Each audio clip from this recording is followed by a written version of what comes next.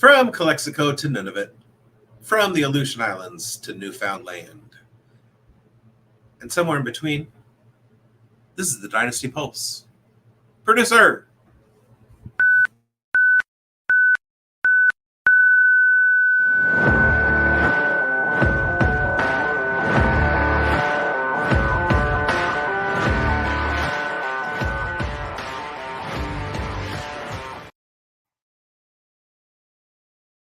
Fantasy Pulse with bigz and Grindberg and Schultzy on the Fantasy Football Plus and Undroppables networks.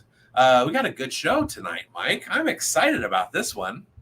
Yeah, we got a returning guest who is coming off a brawl from another guest that we've had on last week. It's awesome. We're gonna get the shrapnel rubble from the mess. We're gonna get Jack, who's here with us today, his opinion back on the Ladd McConkey, Roma Dunze, JSN front, and then we'll talk about some Scott Fishbowl stuff. So, maybe let's get Scott Fishbowl. We got player 180's. So I was thinking about a couple guys that I was looking at for the Fishbowl, and I was applying my projections to the Dynasty space, and I thought, you know what? I used to not like this guy. Or whatever his value was, and now I've turned around on him. So we're going to be talking about that. We'll get to the Fishbowl stuff too, but let's bring on our guest. You want to do that? Let's do it.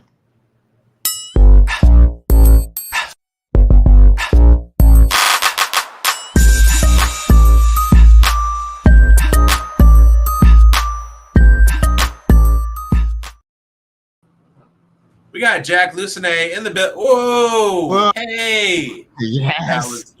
Yes. I would come in on a literal 180 for you guys. What's up? Yeah, it's the 180 show. How you doing, Jack? I am doing well. I'm surviving. I am going with the flow right now. I'm on about my 6th cup of coffee here, keeping me alive. Woo! What do they surviving call on coffee and Tums, just like a real grown-up. What do they call coffee in Canada? Well, here they call it instant cafe of crap. Instant. Well, so he's eating. So he's drinking the instant stuff in translation here. I could be the translator. Jack's got quite a more thick Canadian accent than I do. He's got more of a thick French accent. He's more in the in the French area, which I'm going to come and visit him this summer. I'm going to be in the Montreal area come late August. Am I around that area? Are you around that Montreal area there, Jack? Whereabouts in Canada are you? I'm just a stone's throw from Montreal. I'm about an hour north of there. And it's funny because there's actually all kinds of accents here. If you ask I'm like a unicorn in Canada, because if I'm in Quebec, they'll tell me I have an English accent, but if I go to Ontario, they'll tell me I got a French one. So I kind of live in both worlds that way. But yeah, I'm about 40 minutes north of Montreal.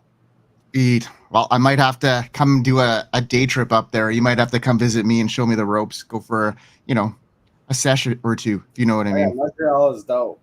Yeah, let's do it. Well, it's good to have you back, Jack. And we're going to bring Schultzy in here, too. What's up, Schultzy? Hey, how's it going? So, Jack, have you increased your Ladd McConkey shares recently? I definitely have. It's funny because, we're going to be talking about Scott Fishbowl and how our drafts are going. And I have Ladd McConkey. I made sure of it. But I'm struggling with my team. I feel like my team is very much gonna win it all, or we're not gonna do a damn thing. Well, I mean, that's the spirit of the Fishbowl, so you're in good shape. Yeah, so we're surviving out here. But no, I took all the rookies. Is kind of my problem. I have Ladd McConkey, Brock Bowers, and Trey Benson on my team. So and Blake Corum. Let's just throw him in there too. Okay. If one of the running backs and the wide receiver and the tight end somehow all work out for me, and we thread that needle, we should be okay. I'm not doing too bad on rookies. I got me a Drake May, and then I went Will Shipley, Dylan Laube, Malik Washington. to end it. So with a little Trey Lance sprinkled in there, just because but those 4 rookies with possible kick return upside. We got the chat. Albert Maraquin. Hello, everyone. Hello, Albert. Welcome back, Albert. Was that you? Or that was me. That was me. That was you? Oh, okay. Yeah. Sometimes I think that's Bradley. Sometimes it is. But when I do it on the instant chat, it goes right up as Fantasy Plus Network because we're streaming straight from YouTube. So I've even called that Bradley before, and it was probably you. So let me look real quick, Mr. Jack, and bring your board up here. Nice. So Jack, what position were you drafting at? So I was at 106, which is another thing that now, like, having gone through it, I sort of regret being at the 106 because it felt like I wasn't brave enough to make the moves I needed to make. Because it's funny because, just by contrast, in Warrior Bowl, this is my first year in Warrior Bowl, the settings are actually kind of similar. There's a lot of the same bonuses. It's super flex. Now, the roster construct isn't the same with the crazy amount of flexes, which is why I was even more bullish on my idea that you needed to really hammer running backs in this draft. But, like, Mahomes fell to me at 106. And even in a nerfed passing league, like, I expect him to get back to, like, Mahomesian numbers with Worthy and Hollywood coming in. So it's like I couldn't pass on him. And then I ended up taking AJB to just lock down my one wide receiver that you need to have in Scott Fishbowl. And then it feels like things got away from me. Like Pacheco and DK Metcalf were solid, but then, I kind of just went really heavy with the rookies. Like I had already mentioned, I have Vlad McConkey and Brock Bowers and Trey Benson and Blake Corum. Oh, but it didn't stop there because when it got to the later rounds, I also took Malik Washington. And guys, I got to tell you, I got a sickness. And the only solution is it's not more Calvo. It's more Roman Wilson. I have Roman Wilson, I think, on every single team that I have drafted. I've got like over 70% in best ball. I've got him in Scott Fish. It's just like there's no way he doesn't do something. And then I've got Jatavian Sanders just to like make sure I have another rookie tight end. Well, tell me a little bit about that then, because you're a Steelers fan at heart, right, Jack? We know that. And I'm hearing some rumblings from that camp that we're going to see a little bit of Calvin Austin that's going to maybe start in that role over Roman Wilson because he's got that 1 year, of experience. He knows this system a little bit. Do you think that's fluff, or do you think Roman Wilson, because he's so talented and his draft capital is going to come in there and just take over? Yeah, it's fluff. I can just tell you as a Steelers fan, like, look, we love Calvin Austin. He's not anything blocking anyone from being a viable wide receiver. Like, he's more of a gadget player, especially in that system. Like, I'm sure Arthur Smith will love using him nonsensically. That's kind of his thing. But when you slot in just who is going to be the second target, or I guess you could say the third target if you want to count the Muth, right? There's a very clear path to me. Like, Van Jefferson and Calvin Austin, like, these are all just guys. Like, Roman Wilson is a guy. There's a very big difference. He is extremely talented, and just the history of Steelers wide receivers, it's the same reason I was so in on Jordan Love last year. It's like Packers don't miss on quarterback, and Steelers, they produce wide receivers just over and over again. And I'm not even saying that Roman Wilson has to have like a crazy rookie season where you're drafting him. Like, I love him in best ball, and we can kind of touch on this a little bit later. I've been going mad and deep in this whole theory that I have about disparity theory, and the idea of that a wide receiver doesn't actually need to produce that much, especially in a best ball role in terms of their on-field statistics, for it to equate to more fantasy points than the majority of these jabroni running backs that you're drafting in the same range. So because Roman Wilson goes so late in the double-digit rounds, if he pops 800 yards and like 5 to 8 touchdowns, which is pretty modest for a wide receiver. Like, he's going to outproduce almost every person around him at ADP and his own ADP. That's actually pretty gangbusters for a rookie, though, especially not one who's coming in as, like a Marvin Harrison or Malik Neighbors wide receiver 1 off the bat.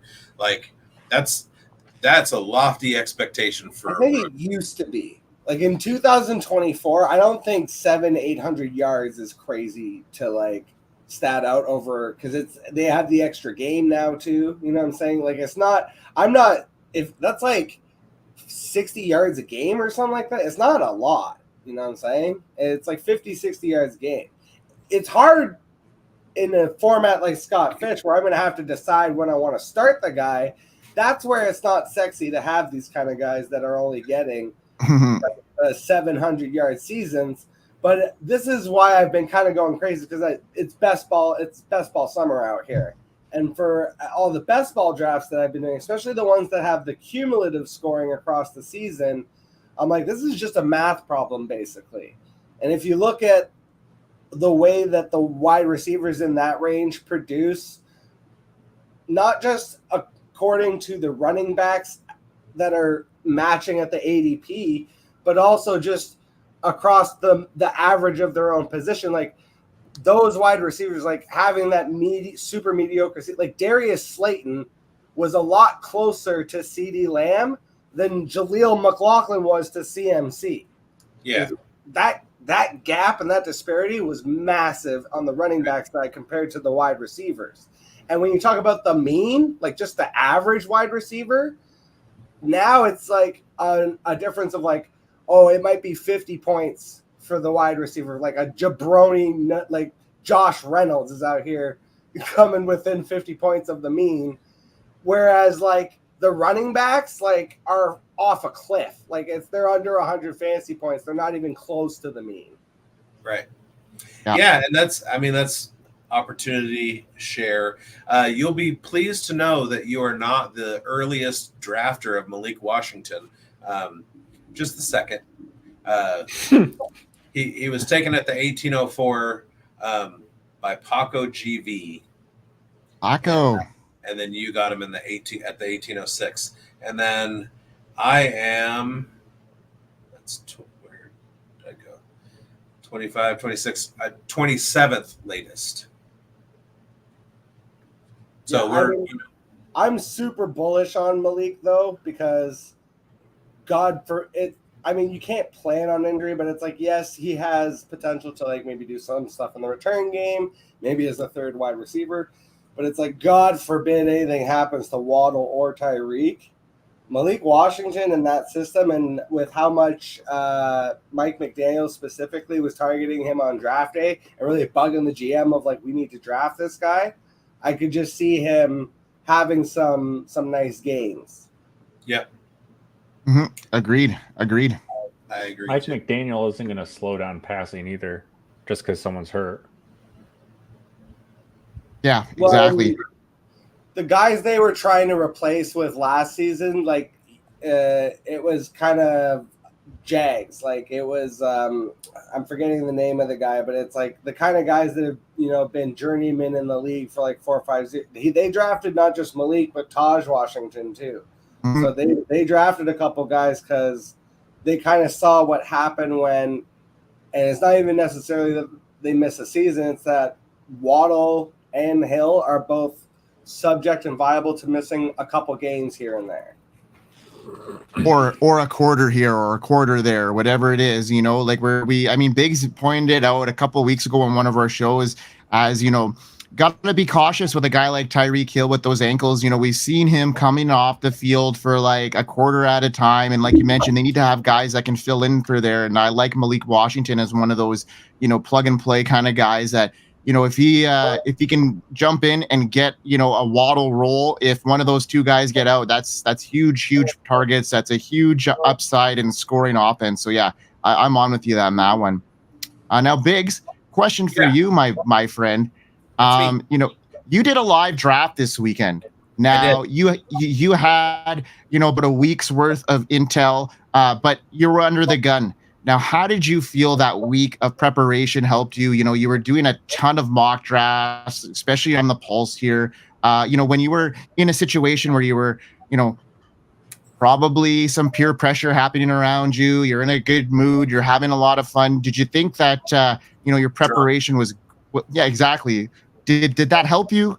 Did you think you did well while you were there? What were some misses, some hits? Did you think that, what were some of the biggest surprises for you come draft day at the live draft? I tell you, Mike, during the mock drafts, looking at ADPs and kind of how I wanted to approach the draft, I had a very specific plan, and you guys know this. I wanted to start with CD Lamb and then hit Dak around the next in round 2. CD went off the board at the 104. I was drafting from the 107. And then I'm in a room with it was 2 divisions drafting, 24 people. There are 23 49ers fans in the building. And McCaffrey was just falling down the board. And I was like, I might get McCaffrey. Well, no. Oh my God. Niner fan drafting in the 6th spot took him. So I was kind of like, well, what do I want to do here? Yeah. And we were doing a sticker thing. So you grab the sticker of the person and put it up on the board. And I was debating between Breece Hall and Anthony Richardson. And ultimately, I went with Anthony Richardson for the upside. I've been pretty confident about my running back choices later in the rounds, and that seemed to play out. So led off with Richardson, and then as everything kind of came back around, I was thinking in my head, I want to focus on targets, and Amon-Ra St. Brown was sitting there at the 206. So I had to hit that real quick, and then it came back around on the 3, and Evan Ingram is a tight end target monster. Correlated him in the 4th with Trevor Lawrence, and then I hit boom, boom, boom, 3 running backs in a row: Rashad White, Ramondre Stevenson, and Zamir White. All 3 of whom are pretty isolated. They're pretty alone in their backfields. They're going to get the majority of all the work on their teams. Wanted to keep going with tight end, so I grabbed Hawkinson because he's going to be a late play towards the season. And then I had to hit wide receiver again. I went Deontay for the targets, Mims for the kick return and punt return addition, and then Christian Watson for the upside. And Watson is kind of fits the theme of this. After his rookie season, he had a lot of deep ball analytics that didn't speak to him being able to repeat his touchdown production. And then sure enough, in his 2nd year, he was hurt and we couldn't cash in on his promise. And so I kind of, going into 2023, I was like pretty avoidant of him. And then for some reason, as I was walking up to grab my sticker, I thought, you know what? I don't own him anywhere. Let me just give him a shot, because what if, right? And then Drake May rushing upside, Josh Downs, punt return, kick return, Demario Douglas, targets, Trey Tucker, kick return, Colby Parkinson could be a play at tight end. We had Andrew Cooper talking about it. The Rams like him. They went out and they signed him away from Seattle. And Tyler Higbee is not starting the season. He's starting the season on PUP. So Colby Parkinson's going to have a pretty quick opportunity. Roshan Johnson, maybe, Jelani Woods. And then to finish out the last 4 picks, I went Will Shipley and Dylan Laube for their punt return and kick return potential. Trey Lance. I was trying to think of a 4th quarterback because I had decided at some point to take a 4th quarterback. And so I was trying to decide who I wanted from Marcus Mariota, Sam Howell, Michael Penix, Trey Lance, just guys who are like handcuffs essentially. And Trey Lance is the one that I landed on just because of his rushing upside. If for some reason Dak gets hurt and Trey Lance gets out there, all he needs to do is rush for 1,000 yards and I'm good. And then Malik Washington to figure it out. Jack and I, Malik Washington brothers. The first 11 rounds that we did there, it felt like stealing. All right. So, Jack, I saw when bigz was running through his list, there was one player that you got. We got a good reaction from your face from, and I was watching it intensely, and that was Evan Ingram. Now, was that a thing like you're on the Evan Ingram train? Because you got three truthers here sitting, waiting to put our grips in you if you're gonna, speak his name in vain. But what's your opinion on Evan Ingram? Was that just a one-off thing? Did you get a text message? Was it a funny picture that came up on your phone, or what? I was reacting, but not to what you think I was reacting to. So I loved the Evan Ingram pick, right? When he said Evan Ingram, it reminded me of basically like what went wrong in my Scott Fishbowl, right? And it was that I was not brave enough. And it's funny because I feel like I'm making up for it in Warrior Bowl, because now I'm doing the thing in Warrior Bowl from the 111 that I should have done from 106 in Scott Fish. But it felt like reaching in Scott Fish, right? And so let me lay it out for you. This is where it all went wrong for me. It was good. Right away off the bat, when I took Patrick Mahomes, I should have actually taken Bijan Robinson. That was the first faux pas, right? Coming back around, AJ Brown, that's locked in. That was never a question. I have no qualms, issues with that. Now coming back around, I thought there would be a quarterback run. I took the guy I wanted, which was Tua. I feel like with the addition of Malik Washington and Taj Washington and the addition of Jalen Wright in the backfield, I feel like Tua, and also I don't think Mostert's going out there getting 18 rushing touchdowns again. I think some of those will convert into passing touchdowns. I think he cracked 30-plus touchdowns this year and repeats the yardage, basically. So I think he could be top 5. So I took Tua, but then I was like, as soon as I did it, there was a tight end run, and it was Manders, Evan Ingram, and Kyle Pitts went off the board immediately after, and I was like, shit. I'm 3 rounds in, and I hate my draft, and I feel like I never quite got rid of that feeling.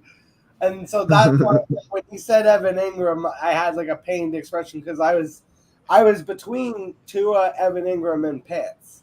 And it's funny because Pitts might come up if we have time later, but and so like I said, in Warrior Bowl now, I feel like I'm doing the opposite, because in Warrior Bowl I'm crushing it. My first 4 picks right now: Bijan, Amon-Ra, Trey McBride, and I just took Kyle Pitts. So that's sick. I really like that a lot, actually. That's pretty solid. And if it's similar scoring, I'm not in the Warrior Bowl, but I got into the Battle of the Sexes, and it's pretty tight. I felt like I was telling bigz earlier. I was like, man, this draft is a ton harder than the Fishbowl was, because I think just maybe he mentioned maybe there's some savvier players because of the talent pool's a little bit higher. There's less amateurs within these other charity events. But what's your take on this then, Jack? I was about to say, I think for Scott Fishbowl specifically, it depends what division you land in, because that was the other thing I was going to say. He talked about Colby Parkinson.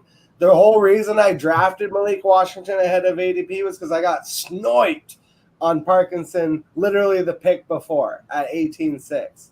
And that same guy sniped me like 4 times during the draft.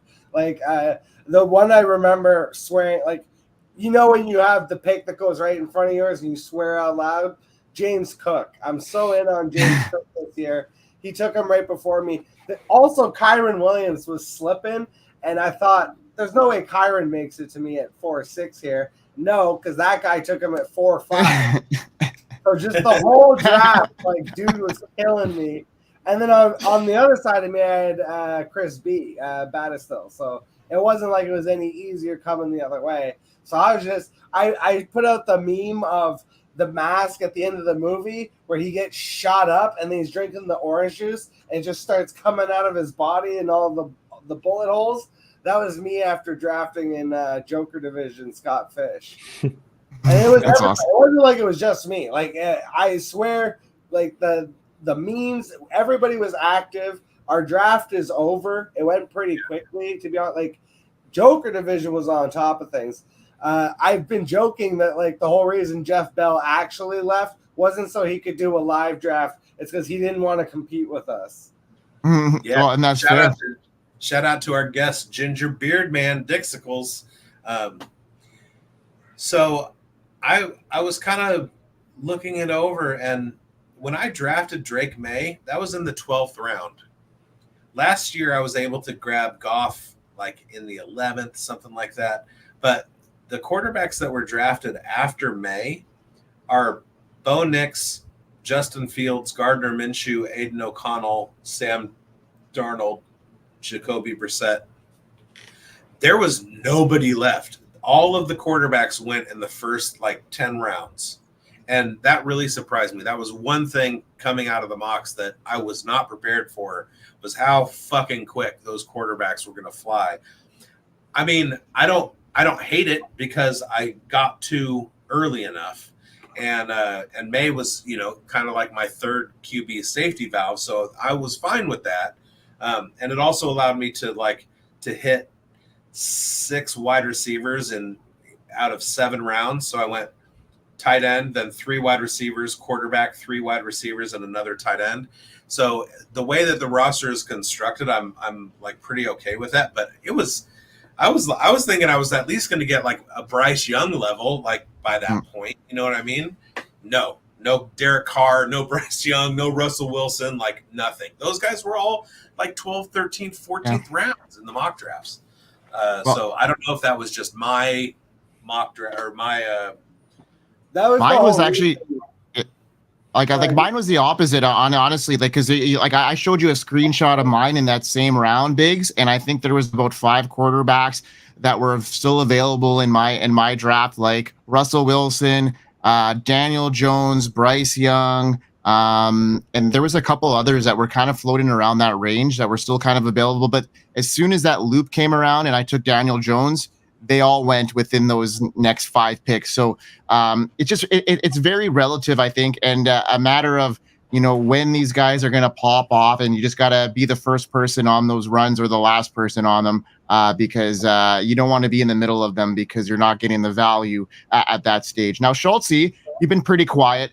I want to hear a little bit about your draft, and some of you mentioned one big miss I think you had in the middle stage. Why was that a miss for you? And in retrospect, what was it, and how would you have done that differently? Okay, I had one major oversight in my draft, but first I'm going to take a hot second here. Got my good buddy Sam. I'm giving a shout out to. He may be watching tonight. I know he subscribes to the channel. He has been one of my best friends since we were like 6 years old. Having open heart surgery tomorrow. For the second time. He's got a pig's valve, and now he's gonna have some like carbon fiber. I don't know, some serious shit going on. Shout out to Sam. I love you, man.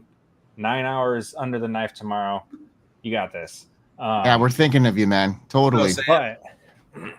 But so I started off. I nailed my plan. My plan going in. I had the 101. I wanted Josh Allen. I wanted to stack him with Kincaid. And then I wanted to hit Ingram and Lawrence. Nailed it. I was super pumped about it. One thing I had a laugh about is all 4 of those guys are on bye week 12, which I don't really care. It's 1 week. Like, I'm never going to change my draft strategy for bye weeks because it's 1 week. Like, I'm not, I'm just not doing that. Of course. However, I get later in the draft. And I'm like, okay, QB3. Like, it's important for me to grab a QB3 because both mine have the same bye week. And being at the 101, I get the turn. So I'm sitting 22 picks in between my turns. And we got nailed with a quarterback run. And I panicked. And it was Derek Carr. I want to say Derek Carr, Bo Nix, and Gardner and Aiden were the only ones left who even had a shot at starting. And I panicked and I just took Derek Carr because I was like, Derek Carr's miles beyond Bo Nix and Gardner and Aiden. Yeah. And then after I did it, I went, oh shit, he's week 12. so now my top 3 QBs are all week 12 buys. My second to last pick, I just took Flacco. I made sure to check he's not week 12, but for me it was like, which of these guys, I don't even care about upside. It was all about which of these dudes left has the best shot of taking snaps by week 12. And for me, I just took the shot at Joe Flacco because he's behind Anthony Richardson. You know, throw some trade offers out there. You can't trade in Scott Fishbowl. I was going to say, I didn't think I could. But I will say something that'll comfort you is that last year, something like a ridiculous number, like 60 quarterbacks started in the NFL, and there's only like 32 teams. By the end of the season, I was actively starting Nick Mullins for at least like 3-4 weeks in a row. People were winning with Easton Stick. So I don't actually think it matters if you drafted your third quarterback or not, as long as you're making sure that you pick one up by about week 8. Yeah. Right. So I'm really I'm thrilled with Derek Carr as far as like if Allen or Trevor go down, like I'm totally cool with having Derek Carr as a fill-in. But yeah, for week 12, and I think Biggs and I were talking one time off show that week 12 is the first week of the playoffs. So I was like, man, if I make it, I'm really uphill here. and so I said, I was like, well, look at the bright side. You won't be in the playoffs anyway. So, so one of the things that we were doing, so of course, you loyal watchers know we were smashing the shit out of mock drafts. On top of that, there's the Fantasy Life app or website, whatever. You can track ADP and all that stuff for those of you who are still in the fishbowl. And then Mike was like pushing me to use Dynasty Data Lab, available at dynastydatalab.com. And so with my draft finished, I just wanted to look this over real quick. And so looking over the rosters, we have couple people, 877 value, 875 value. And I just kept scrolling to try and find mine. And Dynasty Data Lab has me in 12th. The highest ADP differential and the lowest total value. Thanks, Mike. I didn't need to know that.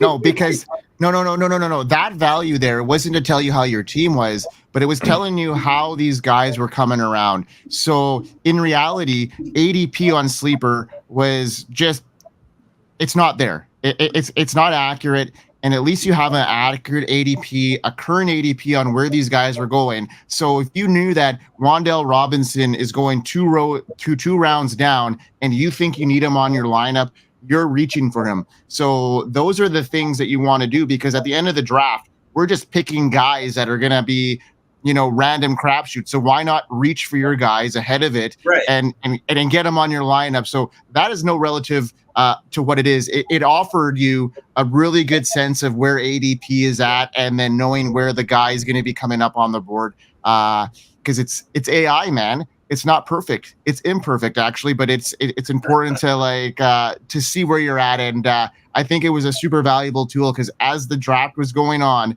I knew a relative score of where guys were going, where their ADP was at, and then where the value is.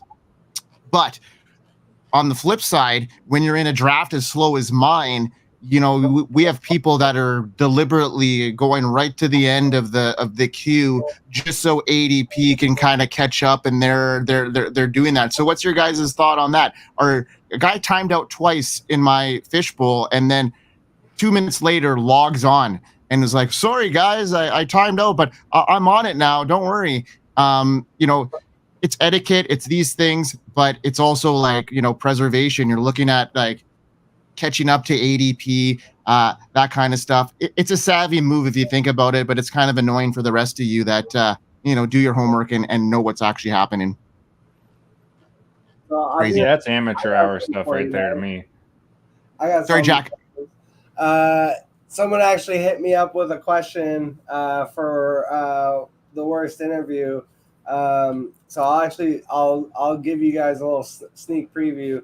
Would you rather be in a league with the guy that takes the full 8 hours every time when he's on the slow draft, or the car salesman that sends you the horrible trades all year?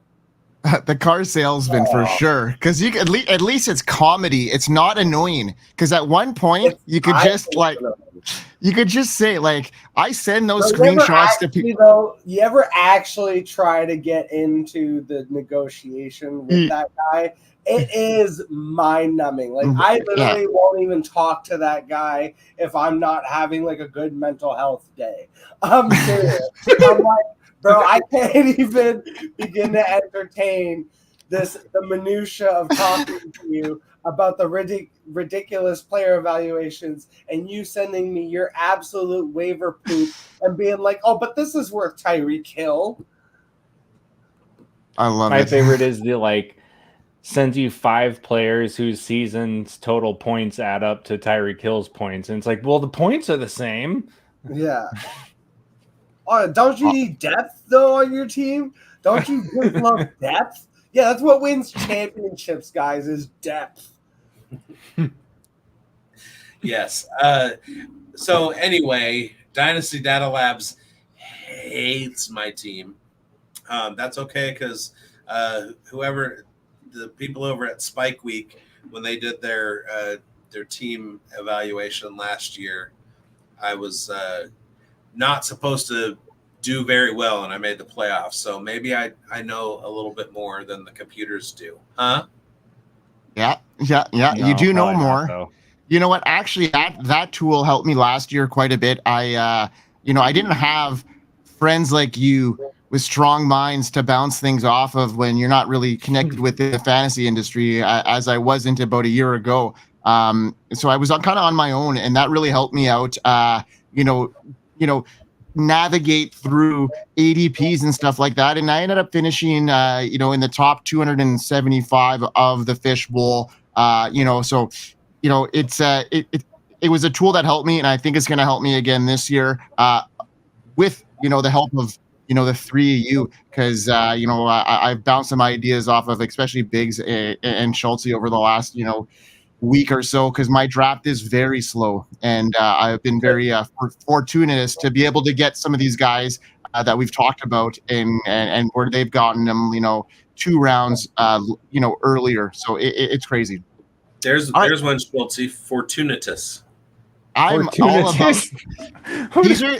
You guys have to get the Canadian encyclopedias down low here, because I make up a word every show, Jack, and they're making a tally now, and they're gonna have their own. I love it. It's true. I think we as Canadians do have like an expansive vocabulary, because we'll just pull out some shit like fortuitous on you.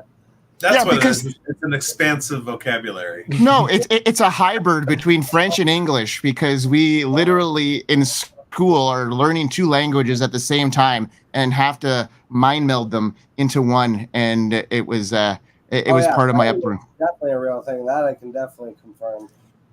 Yeah, exactly. So we were fortuitous to be able to learn 2 languages in school growing up. So that was why our vocabulary is a little bit more broad.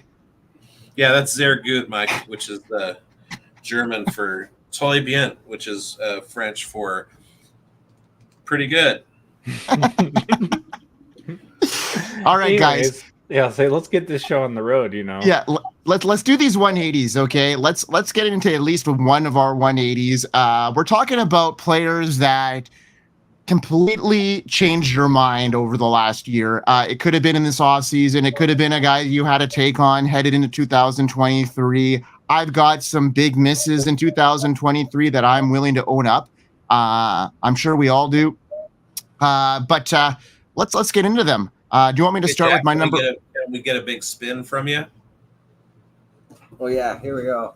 Hey Jack, so who's your first 180 that you've changed tack on? No, you gotta put it backwards first. There you go. 180. All right, we're looking at 180s, Jack. Who's your first 180? Who's a guy that you were like, either really high on or really low on, and now have completely changed your mind? It could go either way of the spectrum. It's funny because, look, I kind of had it as a bonus, but I'm just gonna say it's the whole team, because my entire perception of this offense has flipped 180 from how I viewed it last season, and that offense is the Atlanta Falcons, and it's primarily about Bijan Robinson and Kyle Pitts. Okay, There you go. The reason I bring it up is multi-layered. So to start with, on my show last year, in our first year, on our first show basically ever, I said Bijan Robinson would be a bust at ADP if you were drafting him in the first. Because last year people were drafting him where they should be drafting him this year, which is so funny that it's flipped. But it's like, no, last year you should have tempered a little at least. But now it feels like that's what people are doing this. No, it's totally reversed. So last year he was being drafted like in Dynasty. Some people were already drafting him ahead of CMC, which I was like, that's crazy. And then in redraft, it was like right after CMC. So people were very in on Bijan. And it was like, he's going to bust at that ADP because he's in his rookie season. He would have to have like an Eric Dickerson rookie season to outproduce the ADP that you're drafting him at. And Kyle Pitts, I was like, he does not fit Arthur Smith's offense and just never will. It is a square peg in a round hole. Arthur Smith runs the highest percentage of 2 tight end sets in the NFL. Very much blocking schemes set for heavy run sets. That's why Jonnu Smith worked so well in that offense.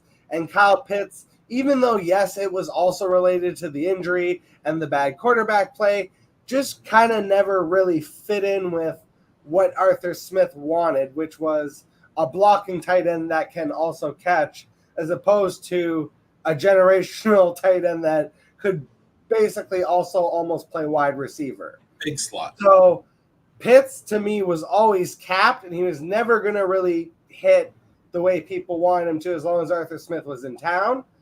And so now it's not just that Arthur Smith left.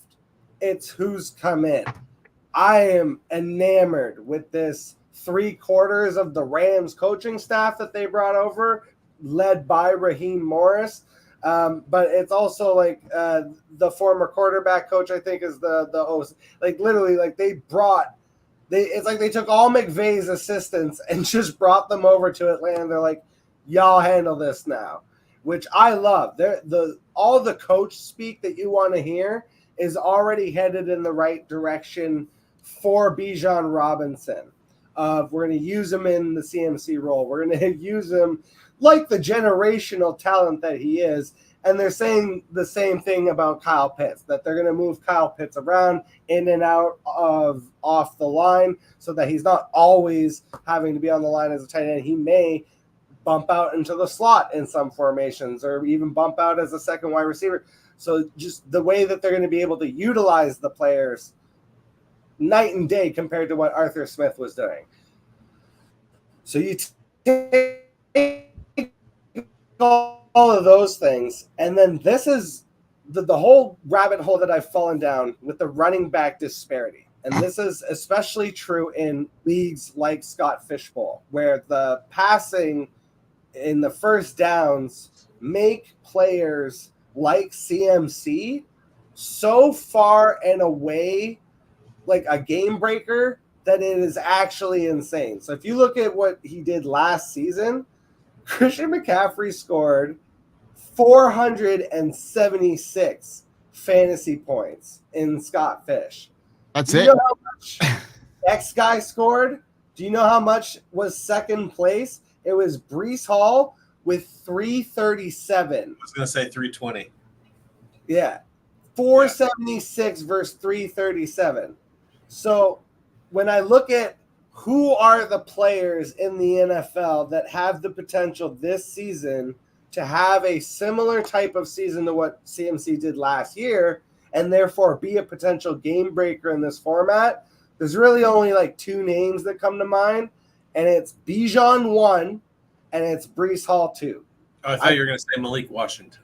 Yeah, I can hear the argument for both of those guys. Like, I really love Jahmyr Gibbs, and if it wasn't for David Montgomery, I could see that also, but Montgomery caps it. But with Breece Hall and with Bijan, it's like Tyler Algier and Braylon Allen and Isaiah Davis. Those are all very nice backups. They pale in comparison to the starters in front of them. They're not threatening Bijan and Breece. So it's like when I'm looking for if they're the guy that's going to most closely replicate CMC, those are really the only two that are viable. Right. Yeah, I mean, I'm sold on both of them, and we've talked about it on lots of shows. Kyle Pitts is and I was kind of mad about Bijan last year more than I didn't want to buy him at his value.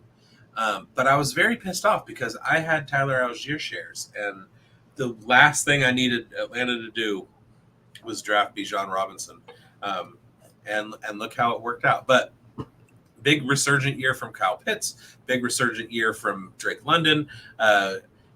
Bijan had one of the things that was keeping him from hitting his potential performance ceiling last year was the number of uncatchable targets. If he can get closer to Breece Hall and his number of receptions, he's right there. And I mean, it's just like it'll be an absolute game changer. And they're talking about Breece Hall not even being, like Aaron Rodgers does check down, but he doesn't check down at the rate that like a Zach Wilson would have. So I'm not expecting Breece Hall to have as many receptions in this offense. I think he's going to have a lot more scoring opportunities. But I just don't think the checkdowns are going to be there. And I think Bijan Robinson, Kirk Cousins, we all know he likes to check down as well. So I just think that he's positioned. If there's anybody in 2024 that could probably do CMC out of that number one position, I would say it is Bijan with the situation. Raheem Morris, you nailed that on the head there, Jack, in my opinion. I just think there's a lot of variables there.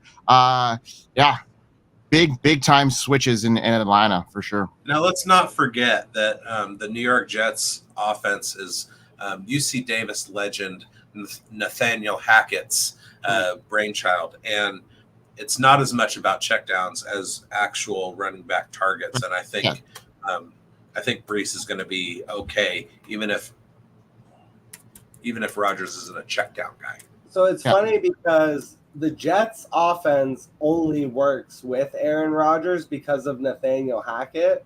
Because like I watched Hard Knocks, and literally like none of the players relate to Nathaniel Hackett or even really understand his sense of humor or his style of community. Like literally, like there's like multiple scenes of him trying to joke with the players, and the players are looking at him like, dude, what the hell are you talking about? And the only real person who like kind of gets it is Aaron Rodgers. Will like go back and forth with him. And there's one scene in particular that sticks out in my mind where Nathaniel Hackett says a bunch of gobbledygook, and Zach Wilson is standing there and has no idea what he said. He looks at Aaron Rodgers. Rodgers basically translates, and then Zach Wilson goes, "Oh, okay." And then, so the whole thing of like when Aaron Rodgers got hurt, I was like, I don't understand how he didn't participate more as like a coaching figure, at least as a translator between Nathaniel Hackett and the rest of the team. But if he is the quarterback for the season, which is a big if still, I think, it's going to be better. And even though he's not really a check down guy, like Breece playing a full healthy season, even if he has a little bit less in the receiving work, I expect it to be more on the rushing side. That's why I'm like, and he's basically got it to himself, which is to have that crazy elite talent and the role pretty much to yourself. Like I said, the only two guys I see that way are Breece and Bijan, but I have Bijan ahead of Breece. Gotcha. Now, you want to get some controversy here, Biggs? You want to lick your chops here a bit? Do you want to have some satisfaction on me taking a big L here, or do you want to get some progression? Do you want to see growth in a friend? I'm just gonna go ahead and bask. I'm gonna bask All right. It's no secret that last year, Mike and I had a couple disagreements, and 180-degree turn on 2 of those. He's coming around, folks. All right, so my first one here, and hopefully we don't have to get into all of them because the list could be longer than we expect here, but I'm going to talk about George Pickens and why I've changed my mind about him in 2024. Initially, I had my doubts about George Pickens. In 2023, I was concerned about his consistency and how he'd fit in the Steelers' offensive plans. Despite Kenny Pickett being effective when targeting him, Pickens limited involvement with only 15% target share. Several games where he didn't even catch many passes were red flags for me. He struggled to get open and run diverse routes, led to disappointing performances against both zone and man coverage in 2022. But the Steelers also were run heavy. Matt Canada, just 569 pass attempts in 2022, made me question if Pickens could even thrive in such a setup. Additionally, we know that Deontay Johnson had a hefty target share. He was running 27%, so I just didn't see it fitting well for him. Matt Canada left.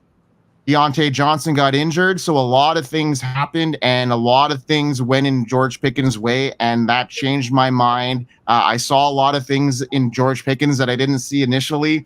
So now headed into 2024, things have completely changed. Deontay Johnson no longer with the Steelers, leaving behind 87 targets from 2023. Pickens now has a clear path to step up as the primary receiver. His knack for catching deep targets fits perfectly with Russell Wilson and or Justin Fields, depending on who's going to be starting. But obviously Wilson has that upper hand. Even with inconsistent quarterback play last season, he still managed 1,100 yards, 5 touchdowns. It showed he could capitalize on his chances despite being undervalued with a current ADP of wide receiver 33. I think he's set to, really, really set that world on fire here. I have him as a top 14 wide receiver in 2024, meaning he could be a top 12 guy headed into 2025. From skeptic to believer, George Pickens' transformation into Pittsburgh's top receiver in 2024 has sold me. Deontay's gone. Pickens is poised to shine with Russell Wilson. His knack for big plays, proven production, make him a must-have in fantasy football. I'm saying that loud and clear here, boys. What do you think about that? I don't need to say anything. I'm just going to let Mr. Steelers fan take his... The only thing that really makes me nervous about this whole shebang-a-bang, this whole rigmarole, is Arthur Smith at the helm of our offense after what we had to go through with Matt Canada. Yeah. I think it's going to work this time, but it's funny because that's what when I said that I saw the whole Atlanta situation flip this year, it's that I was still in on Drake London last year, even with the quarterback and Arthur Smith. I was like, I see, because of his body size, I saw him as like an AJB light. But this year, it's like, oh well, because of the coaching staff and Kirk O'Chains, let's just go ahead and draft him in the second round.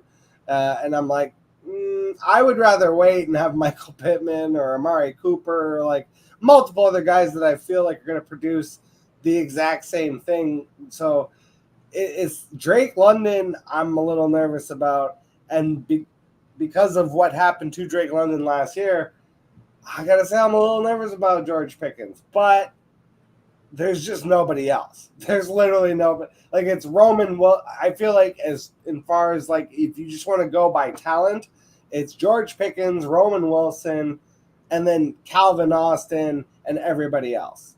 Like the other guys, like Van Jefferson and. I can't remember like the 5th and 6th, but they're like absolute like Jags, like have been around the league, journeyman style wide receivers. Like it's not even really. The breakout is coming. I'm going to start a rabbit hole here then, because there has been a lot of trade talks happening around Brandon Ayuk and the Steelers. Oh, if that happens, that blows everything up. That blows everything up big time. I think that's actually very good for Brandon Ayuk. For George Pickens as well. I think that opens things up. You don't think that's good? No. It's the same difference. It's one of those things of fantasy wish casting where it's like you think because you view the situation like a fantasy manager, you're like, oh yeah, just drop Brandon Ayuk in, and now you've got a number one, and you got George Pickens on the outside, and you got the quarterback, and Arthur Smith will not support that. I'm telling you, if Brandon Ayuk goes there, the team will do well. As a Pittsburgh Steelers fan, I will be ecstatic for Brandon Ayuk to land on our team. As a fantasy manager, I ain't touching it. It's making me sick. Oh my god, no. I'm way off on Ayuk. Like Brandon Ayuk, I feel like comes down. George Pickens comes down. Roman Wilson comes down. Like, everybody takes a hit. Everybody. No one takes a hit. Like, well, the Muth will. Like Pickens, I don't think takes a hit. I think he still increases off of last year. Deontay Johnson was a major target earner in that offense, and he still produced last year, even though Deontay was injured. I think that's the biggest hit there is Brandon Ayuk's overall outlook. That would be the biggest one. More of what Pickens does though than what Deontay does. Like Deontay and Pickens are two very different style of wide receivers. So it's like they can coexist together. That's why I'm so in on Roman Wilson. I actually see Roman Wilson coming into that Deontay Johnson role, not maybe right away, but over time, and especially by the end of the year. Whereas like that's not Brandon Ayuk's. Brandon Ayuk does what George Pickens does basically, but better. So it's what ends up happening is, and I'm very familiar with the Steelers playbook because even though the offensive coordinator might change, Mike Tomlin doesn't change, and for the most part, the Steelers, the way that they run their playbook, it's like maybe they get Brandon Ayuk to do like the Antonio Brown role, where they're moving him in and out of the X and the slot, and they're having, George Pickens exclusively out wide as the wide receiver too, and like that Mike Wallace role. But again, it's like I don't see all of that coexisting with Russell Wilson, and then if anything happens to Russell Wilson, now you're going to Justin Fields, and now you're just completely off a cliff in terms of your passing game. And the fact that we have to rely on Arthur Smith as a wizard to run this whole thing with Cordero Patterson sneaking around in the building, ready to steal touches for no reason. Like I'm very hesitant to be in on Arthur Smith entirely is the thing. I think he just makes me so nervous that again, and then it's just like I don't see like how. Okay, hold on. I'm gonna just I'm gonna defend Arthur Smith a little bit. I'm gonna have some defense here because Arthur Smith as a head coach, yeah, he was a train wreck. But if we rewind back to his days with the Titans, he made AJ Brown pretty relevant. In a run heavy offense, and we know that they pounded the rock quite a bit there in Tennessee.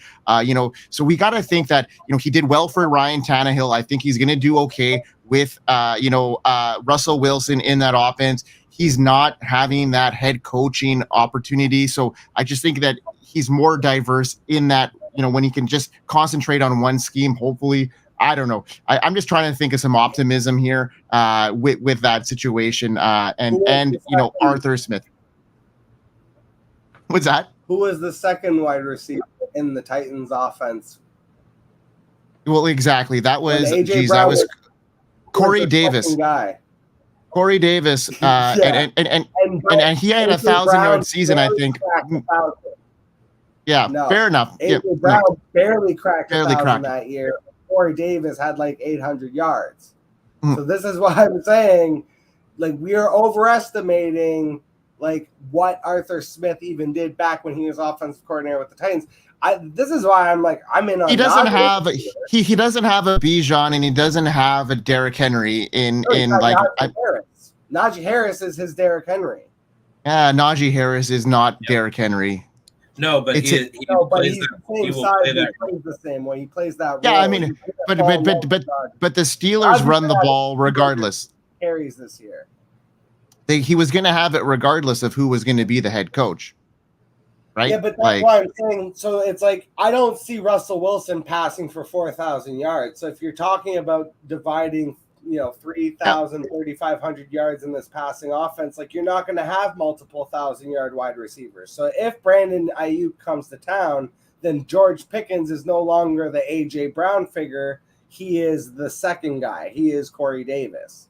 And I don't want Corey Davis. I want A.J. Brown. So if Brandon Ayuk is there, I might take Brandon Ayuk if his value drops enough. But then I also know in my head that, to me, Brandon Ayuk's ceiling is like 1,007. So I'm not going to overdraft him in the second round. Well, maybe that's my thing. In the fourth. Maybe I'm just higher on Pickens than I am on Ayuk, and I think that Pickens would probably do better in that offense. Better than Pickens, just all across the board in every facet of like being a wide receiver. The attitude, there's things that might keep him off the field too. I mean, their attitude. What's that? Pickens is a diva. Yeah, exactly. Yeah, fair enough. Yeah, he is. That's why I'm saying. Literally every possible box you can tick is in favor of Brandon Ayuk. Yeah, so in that situation. And it's funny because I made the joke the other day too. Brandon Ayuk's being slotted right now to 27 different teams around the NFL, and it's because he's that good. It's because he is basically a number one wide receiver, and it's crazy. It's just that San Francisco is so rich that in assets that like they have a number one wide receiver that they might not be able to keep because they have other number one wide receivers. And they have to pay one of them. Yeah, and because they have to pay CMC, who is their actual number one wide receiver. Yeah. I'm optimistic. I don't think that George Pickens takes a monster hit there. Like, I mean, like he's already. As long as that doesn't go there. Yeah. It does decrease his value. You're right on that one for sure. It would definitely decrease his value. I think the biggest hit there would be Ayuk's value because he's going to from an offense that was, I think Ayuk, where he goes, unless he goes to the Bills, I think his value goes down because he's going to be in a less prolific offense with less touches to go around, probably a worse quarterback. I think the Bills is honestly the only place where his value could even increase at all, if not go down. I think that's the most obvious one, and I agree with you and that's one where it's like now you're raising all ships because low key I have Josh Allen not as my quarterback one. If this offense goes into the season as it currently stands, if they add Brandon Ayuk, that will completely flip my rankings back to where Allen will go back to number one. Yeah. I don't have him bigz like way down, but he's not my number one with no number one wide receiver. Yeah, and that's fair. It is. Bigz, what do you got for your 180? Do you want to get into yours before we cut her down for our next meeting?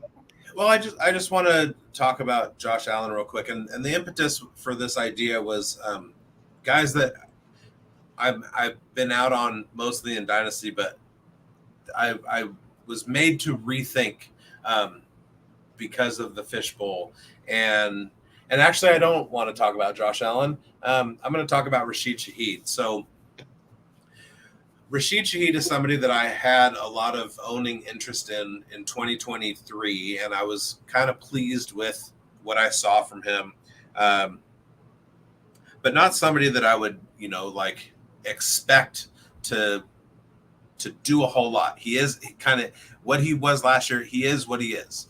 And then I started getting into the fishbowl stuff, and I pushed back because his value shot so high because of the kick and punt return potential. And so I started putting him at arm's length. And then I was going back through one of my rosters, and I was looking at Shaheed, and I kind of started clicking around on some stuff. And all of a sudden it hit me. I am a huge third-year breakout guy. It's one of the reasons I'm so high on Pickens this year. It's one of the reasons I can't quit Treylon Burks. a lot of times I talk on many shows about how it's not even just third year breakouts. There are guys that turn into Hall of Famers and had shit first 4 and 5 years. But this is Rashid Shaheed's third year in the NFL.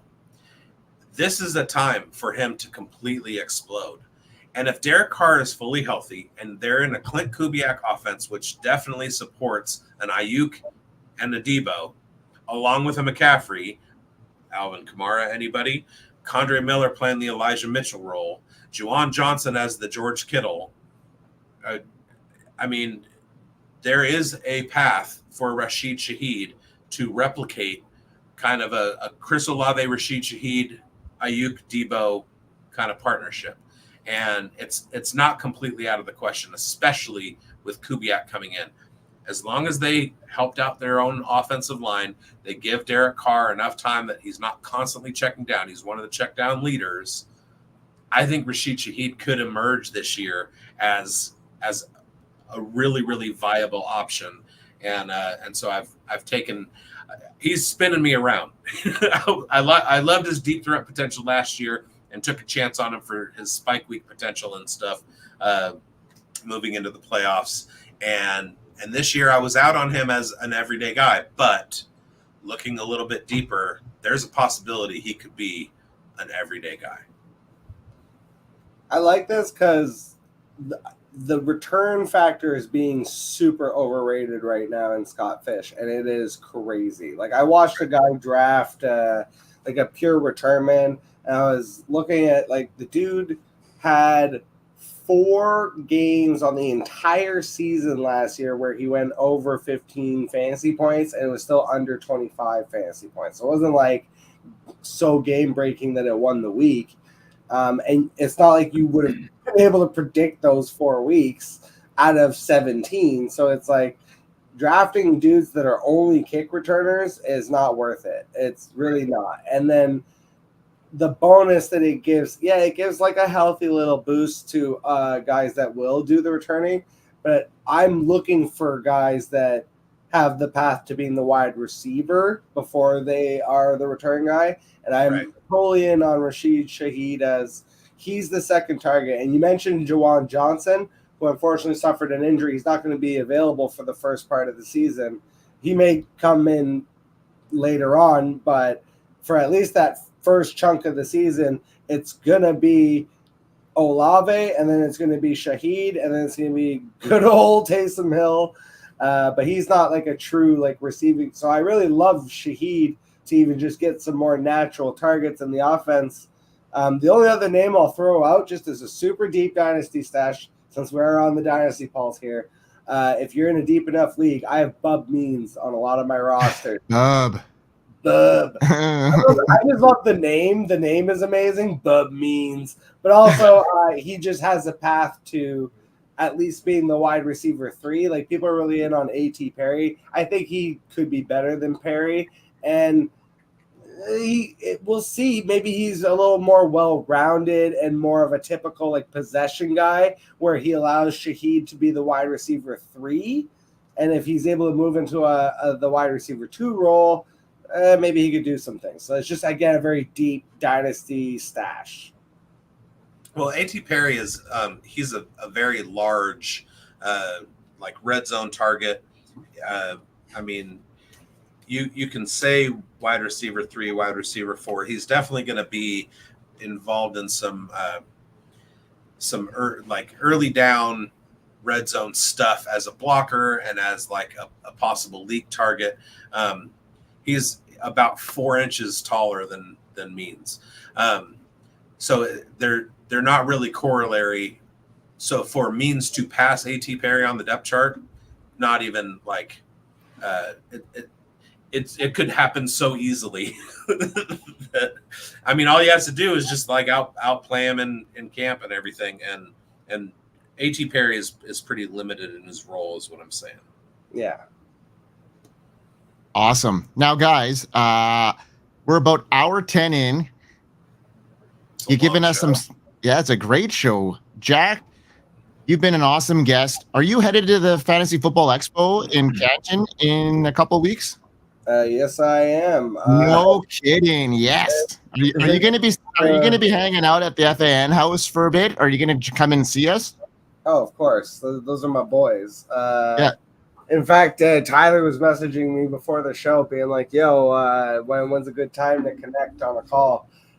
So he must want to burn my ear about something, but I actually just the article that I just dropped that I was referencing earlier, and I'm still working on because I went and crunched all the numbers today, and I might come out with like a secondary article just to kind of back up the first one.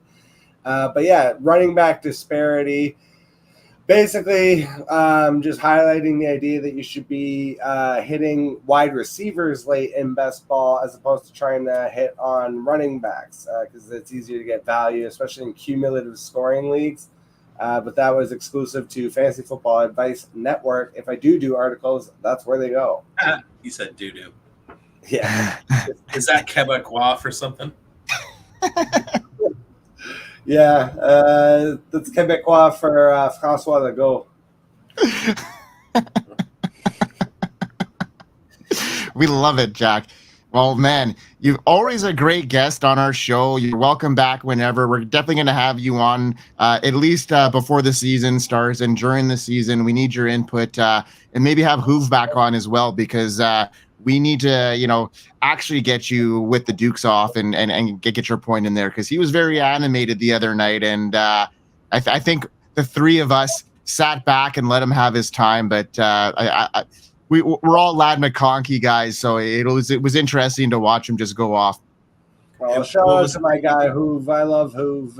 Yeah, me and Hoove both come from the school of pro wrestling fans, so sometimes it feels, I think, from an outside perspective, like we're throwing the Dukes and throwing down, but it's like I think we both know that we're good workers that know how to do business. Yeah, exactly. No, it was awesome. It added a lot of elements to our show, so we really appreciate that, man. The best part was that he could not let it go and just polls and we tweeting. are still going back and forth on Twitter, by the way. I keep teasing him every now and again when he posts something, especially if he posts like a roster that he drafted or something. I'm like, it needs a little bit more Lad. That's so good. I love it. It's great. Well, Jack, tell everybody where they can find you, all your stuff, what you're working on and stuff before we wrap up today. Yeah. I think I should be okay this weekend to go up back with the lives, and then probably we'll hit some pre-records while I'm going through the move. And then obviously when I'll be down in Canton, I'm not doing anything for the show, so I'll just be dropping some pre-records. But when I get back, we're going to move back to the 3 a week, basically, for the fantasy show, which is going to be the big thing. But it all happens in the same great little shitty corner of the internet, which is the worst sports channel. There's 3 terrible shows that are on there. Shout out to Bone. Was very patient with me today because I sucked. I had a really sucky day in terms of like scheduling and things falling on me unexpectedly. So unfortunately, we had to reschedule our interview for next week. But I'm looking forward to doing that. That's the show that I really enjoy doing, guys. It's the worst interview. I get to interview all the other content creators in the space. They put up with me. Mike's been on the show before. It's a fun time. So if you're going to watch anything, you can Google, search in YouTube or wherever else. Literally just search my name, @Jack Lucenay. That's that simple. Sweet, man. Yeah, that's awesome. Bigz? Yeah. Well, bring us home, buddy. I just wanted to remind everybody to like and subscribe, share, hit the bell, all that stuff. We're trying to push subscribers on the Fantasy Football Plus network, as well as on the Undroppables. Look for a ton of great content coming out, including next week. You'll want to get notified for this one because we have Joe Kuvatakis coming on to talk about his best ball strategy, which I attempted to employ a little bit in the Scott Fish Bowl and got completely wiped out of any semblance of doing that. But it's called omni stacking, and it's something that you're going to want to hear about. He wrote a great article on the Undroppables about it, and he's going to be here to talk all about it. Additionally, and I'm trying to figure out when I'm going to get this scheduled, but we have a great guest coming on. His name is James D. Coe, and he just launched his own website. Nice. And we're going to have him explain all about that. He's part of the reception percent. James is also my good personal friend, by the way, and nice. I consider a mentor in the biz. So shout out to him. Yeah, James is awesome. I can't wait. New website that he launched, and so we're gonna schedule him. He wants to come on maybe next Thursday. We might not be on next Thursday, and then also for the expo. Guess who loves bringing a camera and being live? This guy. So there's going to be a ton of great content coming out in about a month from that. 3 weeks from now, we will all be shouting at Schultzy on the cameras. We love you, Schultzy. We're you'll be there in heart. You'll be there in soul. You'll be there with us. I'm sure I'll jump on a stream and try and wrangle you guys like I did at the live draft the other day. You're gonna need to keep us in line. Like you're gonna be, your producer role is gonna be more important that week than ever before. I have a breaking news update. I saw on Twitter, FF Ball Guru, who was in a lot of our mock drafts, said, "Show me your lineup and I'll critique it." And he said, "We did so many mocks together. It's cool to see the final product. Love your tight end depth, especially once Hawk is healthy.